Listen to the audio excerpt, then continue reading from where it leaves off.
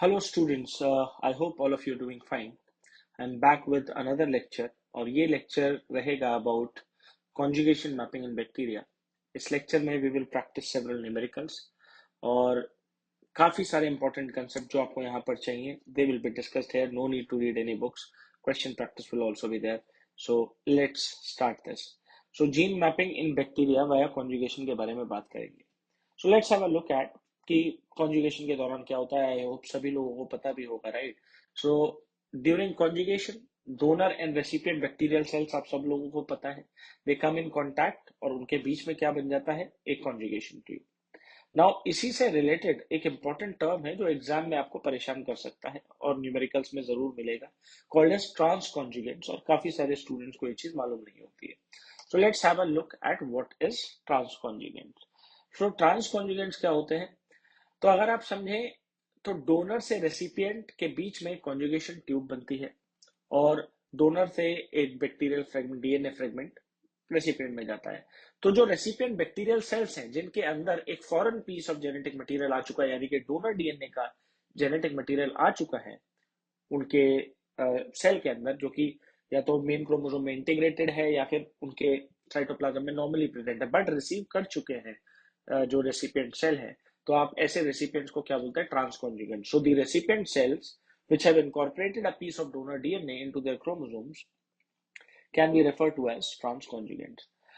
वही बात करें कंसेप्ट ऑफ कॉन्जुगेशन की, तो कॉन्जुगेशन वो डिस्कवर्ड बाय, आप सभी लोगों को पता है, बाय लेडरबर्ग एंड टैटन। इन्होंने दो इकोलाई स्ट्रेन्स पर रिसर्च किया, जो इनिशियल रिसर्च थे इनके, that was on two E coli strains जो कि न्यूट्रिशनल रिक्वायरमेंट में डिफरेंट थे। मतलब आप लोगों ने कॉमनली टर्म सुने होंगे, wild type and mutant type. तो वाइल्ड टाइप को प्रोटोट्रॉप्स भी कहा जाता है और आपके जो म्यूटेंट्स है वो ऑक्टोट्रॉप के नाम से जाने जाते हैं, राइट। सो वो जो दो न्यूट्रिशनल रिक्वायरमेंट के म्यूटेंट थे या स्ट्रेन्स थे, वो आपके सामने यहाँ पर डिपिक्ट करता हूं मैं। तो इन्होंने बेसिकली दो स्ट्रेन्स पिकअप किए, right. So what were these strains, अगर आप ध्यान से देखें तो एक यहाँ पर डिपिक्टेड है strain A. Strain A was methionine biotin, जिसपे कुछ भी सिंबल नहीं लगाया हुआ, प्लस अगर नहीं लगाया तो मतलब वो बाय डिफॉल्ट नेगेटिव है, यानी मेथिओनिन बायोटिन बनाने की क्षमता उनमें नहीं है स्ट्रेन ए में। थेरोनिन नॉर्मल बना सकते हैं, ल्यूसिन बना सकता है, थाइमिन बना सकता है। तो यदि बात करें स्ट्रेन ए जैसे बैक्टीरिया की, तो इसे अगर लेबोरेटरी में मुझे ग्रो करना हो तो ये पॉइंट भी शायद आप एग्री करेंगे कि it can grow on a medium supplemented with methionine plus biotin.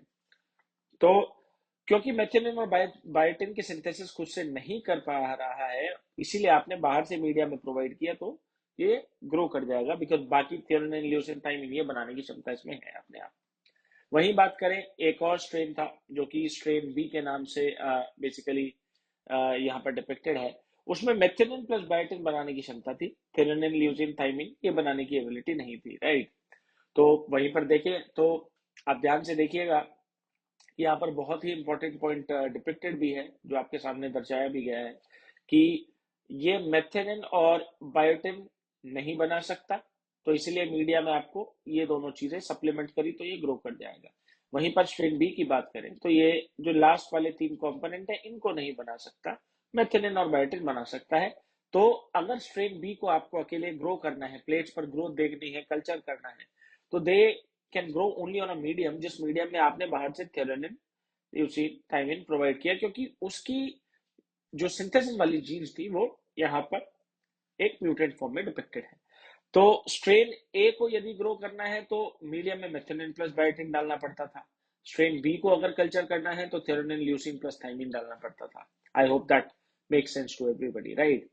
अब इसी के बेसिस पर उनका एक्चुअल एक्सपेरिमेंट आपके सामने यहाँ पर डिपिक्ट होगा, right. Let's have a look at that. So experiment for conjugation की यदि बात करें तो स्ट्रेन ए और बी आपके सामने डिपिक्टेड है, जहां पर स्ट्रेन ए जो है वो मेथिओनिन और बायोटिन में लैकिंग है, और जो स्ट्रेन बी है उसके पास ये लास्ट तीन वाली जो चीज है ये सिंथेसाइज करने की एबिलिटी नहीं है। तो स्ट्रेन ए थ्रेनिन, ल्यूसिन, थाइमिन बना सकता है, स्ट्रेन बी मेथिओनिन, बायोटिन बना सकता है। अकेले अकेले अगर आपको ग्रो करना है तो इनके मीडियम मैंने आपको डिपिक्ट कर दिए थे।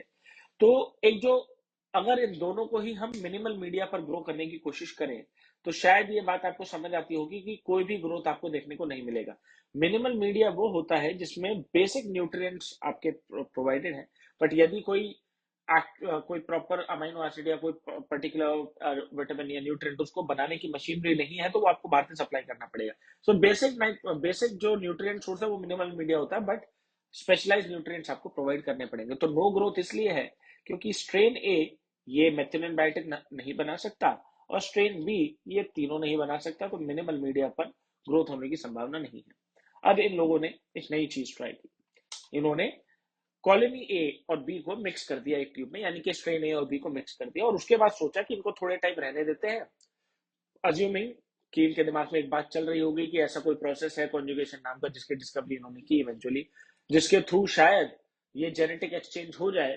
तो देखते हैं कि वो इमर्जिंग जो अब इस मिक्सचर की जो रिजल्टेंट कॉलोनीज हैं वो मिनिमल मीडिया पर ग्रो करेगी या नहीं। तो कमाल की बात यह है कि जैसे ही मिनिमल मीडिया पर प्लेट आउट किया, वहां पर उनको ग्रोथ दिखा, और उन ग्रोथ यानी उन कॉलोनीज को पिकअप करके जब उनका जेनेटिक एनालिसिस किया गया, यानी कि इसके लिए शब्द भी बोल सकते हैं ट्रांस कॉन्जुगेंट। मतलब अगर स्ट्रेन ए डोनर रहा होगा तो मान लीजिए उससे ये तीनों जीन्स ट्रांसफर हो जाए स्ट्रेन बी को, और वाइस वर्सा। अगर स्ट्रेन बी डोनर है और स्ट्रेन ए रेसिपिएंट है, तो आप समझ सकते हैं जो रेसिपिएंट है ट्रांस कॉन्जुगेंट्स की बात चल रही है। तो ऑब्वियसली ये जो कॉलोनीज यहाँ पर ग्रोथ दिखा रही है, ट्रांस कॉन्जुगेंट्स रही होंगी। और इन ट्रांस कॉन्जुगेंट्स का जब एनालिसिस किया तो हमें मेथिनिन, बाइटिन, टेरेनिन, ल्यूसीन, थाइमिन ये सारे प्लस प्लस प्लस देखने को मिले, यानी कि अचानक से आपको wild type, fully wild type combinations मिलने लगी, कॉलोनीज मिलने लगी, जबकि अकेले इंडिविजुअली ये दोनों के दोनों स्ट्रेन किसी ना किसी चीज में लैकिंग थे। तो ये मिनिमल मीडिया पे अचानक से इनकी रिजल्टेंट जो मतलब जो mixture of A plus B के रिजल्टेंट कॉलोनीज हैं, शायद उनके बीच में कॉन्जुगेशन हुआ होगा, और वही एक्चुअली हुआ भी था। तो वो ट्रांस कॉन्जुगेंट्स कैसे ग्रो कर गए, और उसका एनालिसिस किया तो वो सबके सब वाइल्ड टाइप थे, सारे पर्टिकुलर जीन्स के लिए जो उन्होंने एनालाइज किए। तो इससे हमें क्या पता चलता है, उनको पहली बार आइडिया लगा कि यार ऐसा प्रोसेस जरूर है कोई ना कोई जो रिकॉम्बिनेंट कॉलोनीज बना रहा है, और जरूर जेनेटिक मटेरियल का एक्सचेंज हुआ है between colonies A and B. That's for 100% sure कि इन दोनों के बीच में कुछ ना कुछ जेनेटिक एक्सचेंज हुआ है, और यहीं से कॉन्जुगेशन के कंसेप्ट की शुरुआत होती है। यहीं पर अब जो नेक्स्ट पॉइंट मैं बात करने जा रहा हूं कि आप सभी लोगों को पता होगा कि इकोलाई सेल्स के पास या मोस्ट ऑफ द बैक्टीरिया के पास there is a specific plasmid which is called as the F factor, right. और ये F factor required for mating है, राइट। जिन इकोलाई सेल्स के पास एफ फैक्टर मौजूद है उन्हें आप एफ प्लस सेल्स के नाम से जानेंगे, और जिनके पास नहीं है वो एफ नेगेटिव सेल्स के नाम से जानी जाएंगी, राइट। और मोस्ट कॉमनली बात करें तो एफ प्लस सेल्स डोनर के नाम से डिपिक्ट की जाएंगी, और एफ माइनस सेल्स रेसिपिएंट के नाम से डिपिक्ट की जाएंगी। तो ध्यान रखिएगा, यहाँ पर एक और इंपॉर्टेंट कंसेप्ट है कि एफ फैक्टर जब अभी मैं आपके सामने डिपिक्ट करूंगा, सारी फिगर्स बनाएंगे, आपको कुछ भी ऐसा नहीं है जो कंफ्यूजन में मैं छोड़ूंगा। तो F factor contains a region, हर एफ फैक्टर के ऊपर एक पर्टिकुलर रीजन है जिसको क्या बोलते हैं, ओरिजिन या ओ या ओरिजिन ऑफ ट्रांसफर। जैसे रेप्लिकेशन में ओराई होता है जहां से रेप्लिकेशन स्टार्ट होता है, तो यहाँ पर ओरिजिन ऑफ ट्रांसफर नामक पॉइंट है जहां से वो ट्रांसफर स्टार्ट हुआ होगा of genetic material from the donor to the recipient bacterium. I hope that makes sense. तो लिखा भी हुआ है कि ओरिजिन वो पॉइंट है जहां से डीएनए ट्रांसफर रेसिपिएंट सेल को विजन होगा। ध्यान रखिएगा, ओरिजिन के बारे में एक और इंपॉर्टेंट चीज है कि इसके अंदर काफी सारी जीन्स मौजूद हैं, including genes which specify hair like component, जो कि बैक्टीरिया के सरफेस पर मौजूद होते हैं। और शायद आप लोगों ने सुना देखेंगे, ये पढ़े होंगे बेसिक क्लासेस में, कुछ इस प्रकार के स्ट्रक्चर जो सरफेस पर प्रेजेंट होते हैं। कई प्रकार के सरफेस अपेंडेज बैक्टीरिया में होते हैं, तो सीलिया, ये फ्लैजेला वगैरह, ये सारी चीजें, और उसके अलावा एफ पिलाई, सेक्स पिलाई जिसको बोलते हैं, और यही है जो फिजिकल कांटेक्ट बनाकर कॉन्जुगेशन ट्यूब बनाने में मदद करेंगे, राइट। तो एफ पिलाई या सेक्स पिलाई जो है that is quite crucial for establishment of a physical union between F plus and F minus cell. आइए इसी के साथ steps in F plus and F negative mating को समझने की कोशिश करते हैं। तो ऐसा करते हैं कि जो ब्लैक कलर है उससे मैंने क्या डिपेक्ट किया हुआ है, मेन क्रोमोसोम, और जो रेड कलर है उससे डिनोटेड है, रेड सर्कल या रेड कलर, एफ फैक्टर। तो जिसके पास एफ फैक्टर मौजूद है वो डोनर की तरह काम करेगा, उसी को एफ प्लस भी लिखा है आपने। और जिसके पास एफ फैक्टर नहीं है वो आपका रेसिपिएंट सेल है, मेन क्रोमोसोम दोनों के पास ही मौजूद है। तो सबसे पहली स्टेप तो सिंपल है, conjugation between F plus and F minus. और आप देख सकते हैं कि एक ट्यूब लाइक स्ट्रक्चर इनके बीच में बन गया है, which can be refer to as what, the conjugation tube. चलिए इसी के साथ आगे बढ़ते हैं। तो कॉन्जुगेशन ट्यूब बनने के बाद जो नेक्स्ट स्टेप रहेगा वो क्या होगा, nick in one of the strands of F factor, F factor के दोनों दो स्ट्रैंड्स आपको दिख रहे हैं, उनमें से एक स्ट्रैंड पर कट लग जाएगा बिकॉज जहां से ट्रांसफर इनिशिएट करना है वो आपको रेड कलर पे आप यहाँ पर ब्रेक भी आपको दिखाया है। तो नेक्स्ट स्टेप क्या है, nick in one of the strands of the F factor. I hope that make sense to everyone, right. अच्छा, अब निक हो गया तो निक के बाद क्या होगा, ट्रांसफर भी बिगिन करेंगे। तो स्टेप नंबर सी क्या दिखाया हुआ है आपको, what is the step number C. तो हमने ए कवर कर लिया, बी कवर कर लिया, सी पर क्या हुआ है, जब निक हो गया तो उस कटे हुए स्ट्रैंड को रेसिपिएंट सेल की तरफ ट्रांसफर करना इनिशिएट किया जाएगा। This is called as transfer of nick strand to the recipient cell, right. अब ट्रांसफर होने के साथ साथ आप सोच रहे होंगे क्या ये ओरिजिनल कॉपी जो एफ फैक्टर की यहाँ पर मौजूद है, क्या ये पूरी की पूरी वहां चली जाएगी और एफ प्लस के पास कुछ नहीं बचेगा? ऐसा नहीं है। जैसे जैसे ट्रांसफर हो रहा है, साथ साथ कॉम्प्लीमेंट्री स्ट्रैंड की सिंथेसिस भी रेसिपिएंट सेल में होती है।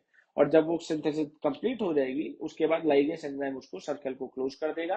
एट द एंड आपके पास क्या होगा, दोनों के पास एक एक कॉपी मौजूद रहेगी, as a result of which both of them are going to become F plus and F plus. I hope that makes sense, right. अब एफ प्लस और एफ नेगेटिव मीटिंग समझने के बाद एक बड़ा ही महत्वपूर्ण कंसेप्ट आता है, H F are and F negative meeting. आप सोचेंगे एच एफ आर क्या है? सो एच एफ आर कुछ नहीं है भाई, एच एफ आर वो स्ट्रेन है जिसमें आप देख सकते हैं कि जो एफ फैक्टर है that is integrated into the main chromosome, तो उस कंडीशन को एच एफ आर रिप्रेजेंटेड है। तो एच एफ आर कुछ नहीं है बट वहां पर आपका the F factor is integrated into the main chromosome. तो मान लीजिए एक एच एफ आर है, उसको एफ नेगेटिव से मेट करना है। तो सबसे पहली स्टेप तो आपको बाय डिफॉल्ट ही पता होगी, एस्टैब्लिशमेंट ऑफ कॉन्जुगेशन ट्यूब होगा। कॉन्जुगेशन ट्यूब स्टैब्लिश होने के बाद फिर वही कहानी है, एफ फैक्टर में एक कट लगेगा, निक के बाद स्ट्रैंड ट्रांसफर होगा रेसिपिएंट सेल को, एज यूजुअल जो सारी कहानी है, राइट। पर लेकर जाऊं तो एचएफआर में आप देख सकते हैं कि एफ फैक्टर किस प्रकार से जुड़ा हुआ है। ये जुड़ा हुआ तो है बट कभी कभार ये वापस एक्साइज होकर निकलने की कोशिश भी कर सकता है और पूरा वापस से अपना एक ओरिजिनल एफ फैक्टर बनने की कोशिश भी कर सकता है। तो उसे तो यहाँ पर एक इंपॉर्टेंट नोट है आप लोगों के लिए कि एच एफ आर और एफ नेगेटिव की मीटिंग में ध्यान रखिएगा, कभी ऐसा पॉसिबल नहीं होगा कि एफ नेगेटिव जो है वो एफ प्लस बन जाए, कि उसको पूरा एफ फैक्टर मिल पाए, ऐसा पॉसिबल नहीं है। To become H F R recipient cell, मतलब आप सोचे कि दोनों एच एफ आर बन जाए, जैसे पिछली बार एफ प्लस हो गया तो ये करीब करीब नामुमकिन प्रोसेस है क्योंकि इसमें बहुत समय लगता है। So to become HFR, the recipient must receive a complete copy of F factor.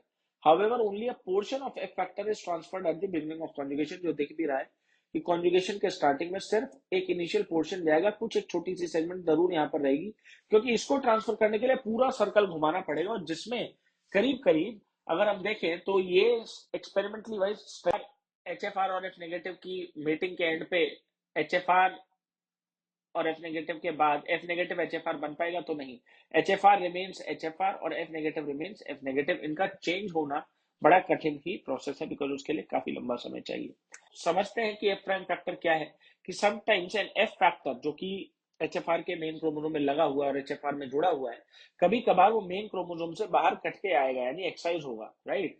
And excision में result in an F factor containing some genes of the bacterial chromosome. वो एक्सीजन एकदम परफेक्ट नहीं होगा और जिसकी वजह से उस पर्टिकुलर एफ फैक्टर में कुछ बैक्टीरियल जीन गलती से आगे जाएगी, जो आपको अभी मैं दिखाऊंगा। और ऐसे एफ फैक्टर को जिनके अंदर बैक्टीरियल जीन गलती से आ गई उसे एफ प्राइम कहते हैं। तो let's have a look at that. मैं क्या कहना चाह रहा हूं कि मान लीजिए ये एक main chromosome plus integrated F factor है जो कि आपको कॉमनली किस में देखने को मिल जाता है, एच एफ आर के केस में। तो एफ फैक्टर यहाँ पर है, ये मेन क्रोमोसोम से इंटीग्रेटेड है। मेन क्रोमोसोम में मान लीजिए थोड़ी देर के लिए मैं आपको एक लैक प्लस जीन दिखा रहा हूं, और ओरिजिन ऑफ ट्रांसफर तो मैंने आपको बताया। तो looping out of F factor हो और उस लूपिंग आउट के साथ साथ मान लीजिए गलती से लैक प्लस वाली जीन भी कट के चली जाए एफ फैक्टर में, तो जो रिजल्टेंट एफ फैक्टर बनेगा वो एफ प्राइम कहलाता है, जो कि आपके सामने यहाँ पर बनाने की कोशिश करूंगा। तो मान लीजिए एक लूप बना और इस लूप के बाद जब कटिंग हुई तो उस कटिंग के बाद ये रहा मेन क्रोमोसोम, बट इस बारी थोड़ी सी गड़बड़ हो गई। मेन क्रोमोसोम से जब ये आपका एफ फैक्टर अलग निकला, एफ फैक्टर सेपरेट प्रॉपरली नहीं हुआ और अपने साथ क्या लेके आ गया, कुछ पार्ट बैक्टीरियल क्रोमोसोम का, जैसे इस केस में एक्स्ट्रा एक लैक प्लस की जीन आ गई है।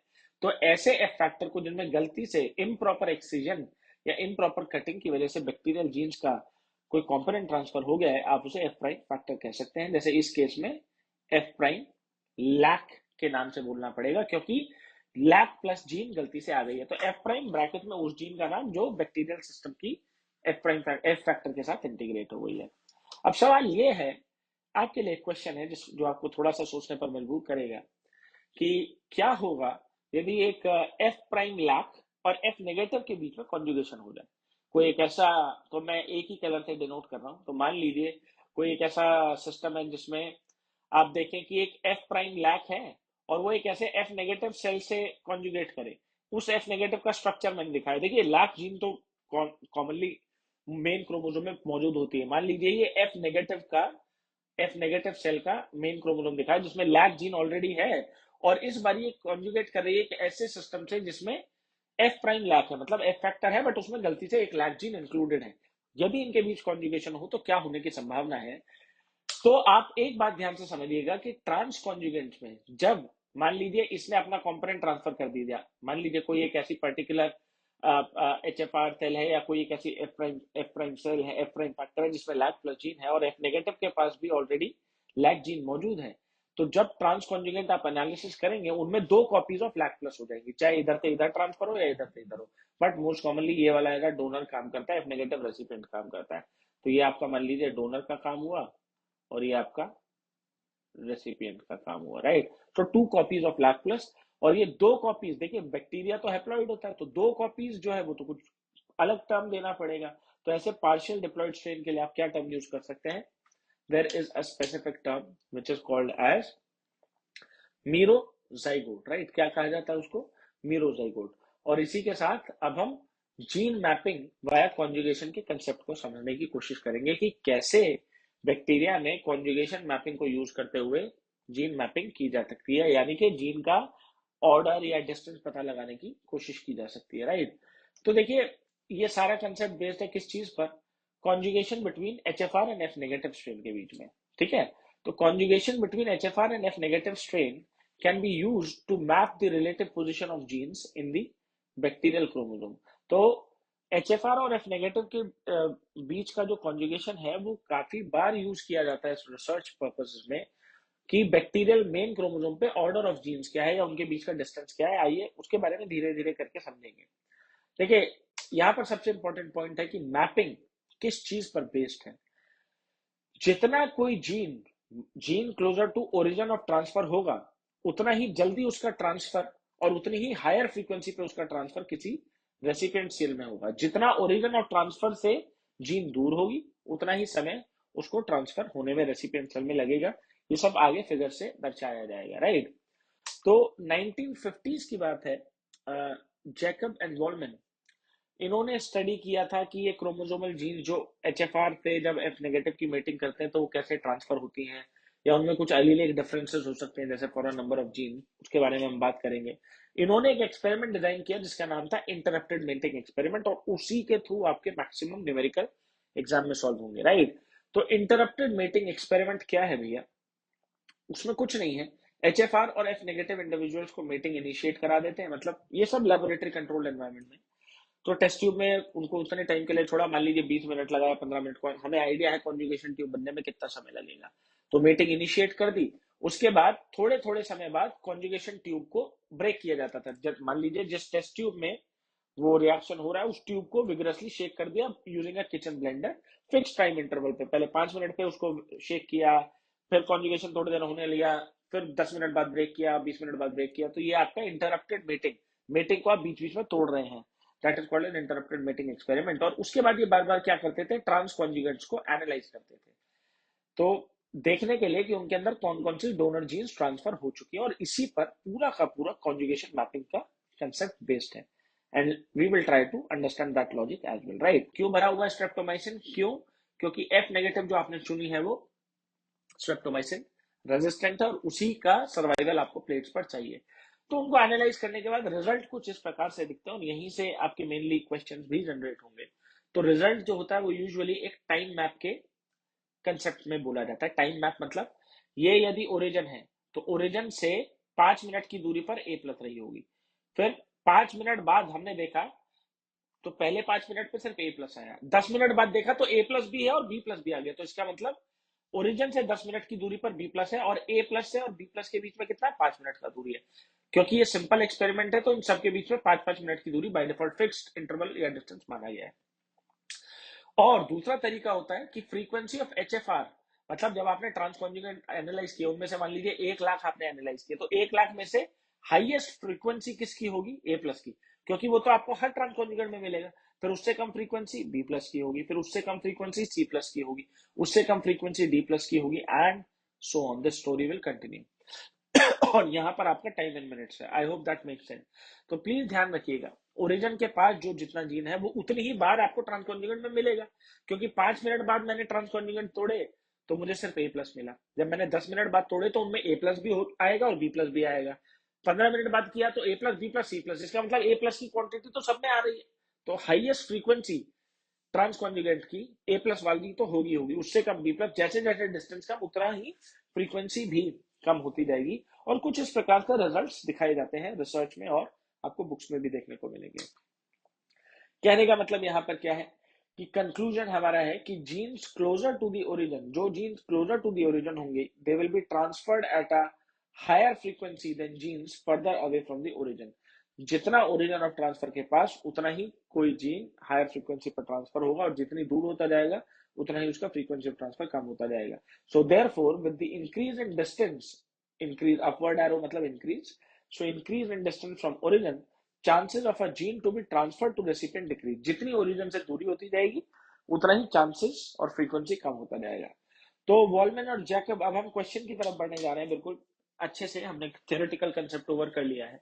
So Wollman and Jacob, they repeated same type of experiment with other HFR strain, that is carrying same genes but in different order with respect to origin. तो uh, इन्होंने क्या किया कि एक HFR के कई सारे वेरिएंट्स होते हैं, जैसे उनमें होंगी से ऑलमोस्ट सिमिलर जीन्स, बट थोड़ा बहुत ऑर्डर इधर उधर शफल है, और उसी से क्वेश्चन भी बनेगा CSIR एग्जाम में। तो let's have a look at that. कैसे मल्टीपल HFR है तो वो वेरिएंट कहलाते हैं, और उससे आपको एक मेन HFR क्रोमोसोम का स्ट्रक्चर रीजनरेट करना होगा। Let's have a look at that. ये CSIR का ही क्वेश्चन है, एग्जामिनेशन में बहुत काम आएगा। तो जैसे कि क्वेश्चन कहता है कि several HFR strains are mated, तो सेवरल HFR स्ट्रेन, जो कि सेवरल आपके सामने HFR 1 2 3 4 लिखा हुआ है, they are mated with an auxotrophic F negative strain, सही बात है, by interrupted mating experiment. Origin of transfer of loci is as follows.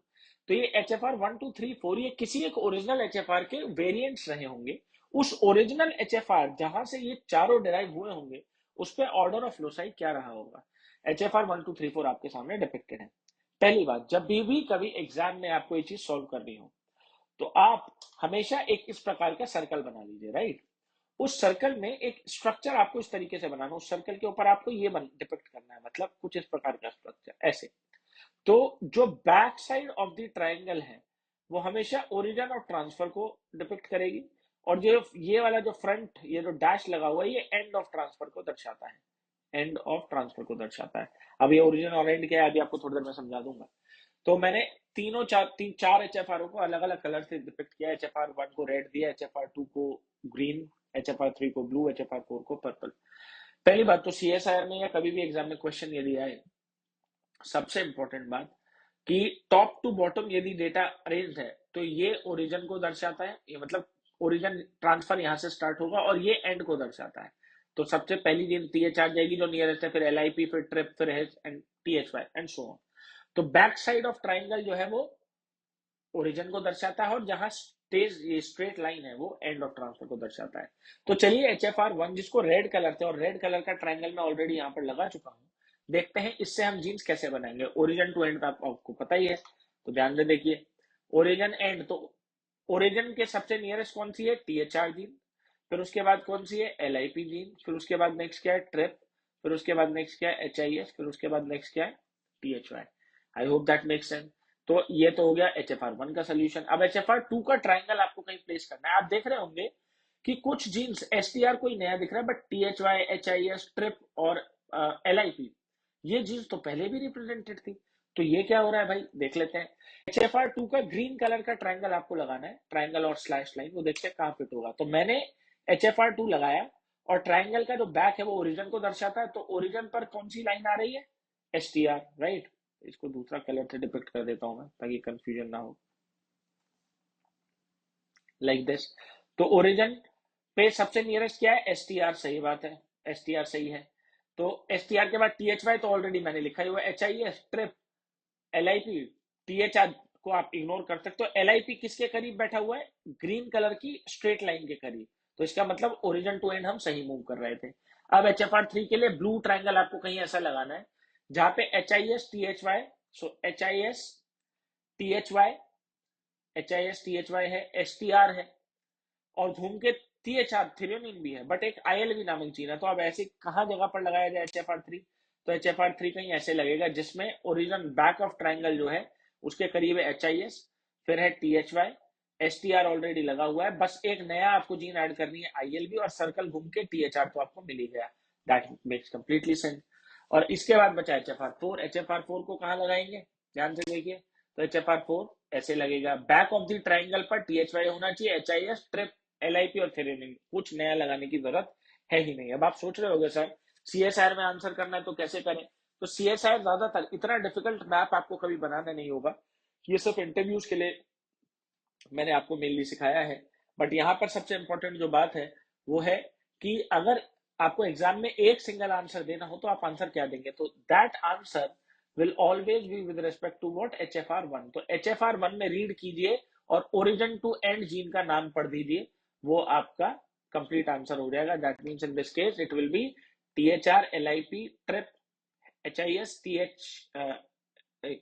so trip, histidine, thymine, then STR, and then whatever it is ILV gene। ये आपका final answer है। तो जो पहला HFR है उसके रेस्पेक्ट में CSI ज्यादातर आंसर देता है। आई होप दैट मेक सेंस। और इसी के साथ अगर आपको ये क्लियर है तो एक और प्रैक्टिस क्वेश्चन मैं आपको देना चाहूंगा। दिया हुआ था टॉप टू बॉटम में, पता था ओरिजिन यहाँ है एंड यहाँ है। अब आप सोच रहे होंगे सर ये तो लेफ्ट टू राइट डेटा, तो जब लेफ्ट टू राइट डेटा दिया हो this is always going to represent the origin, while this is always going to represent the end of the transfer, end of the transfer। तो चलिए इनको colours दे देते हैं। HFR को रेड, 2 को blue, 3 को पर्पल, 4 को ग्रीन। HFR1 जब बनाया तो GEB DNA लगा दिया, खत्म कंसेप्ट है। अब 2 में देखना है, वहां लिखा हुआ है PYL GEB, तो 2 को कहीं ऐसे लगाना है क्योंकि GEB तो ऑलरेडी है, बस 2 के ट्राइंगल के बैक साइड पर PYL और पहले लग जाए। तो ये देखो HFR2 ऐसे लगा तो ट्राइंगल के बैक पे PYL GEB तो ऑलरेडी लगा हुआ है, तो ये भी खत्म हो गया। फिर उसके बाद क्या करना है? 3 में देख लेते हैं। 3 को कैसे लगाना है? XTJFPY, तो PY तो पिछले वाले में वैसे भी चल रहा था, तो आपको क्या लगाना है? 3 का बैक ट्राइंगल ऐसा होना चाहिए जहाँ पे XTJF तो लगा दिया, PY ऑलरेडी है तो ये भी कंप्लीट। और आखिरी में आती है HFR4, उसमें तो आप देख ही सकते हो ऐसा लगाना है जहां से बैक से BEGLYP, और that marks the end of the question.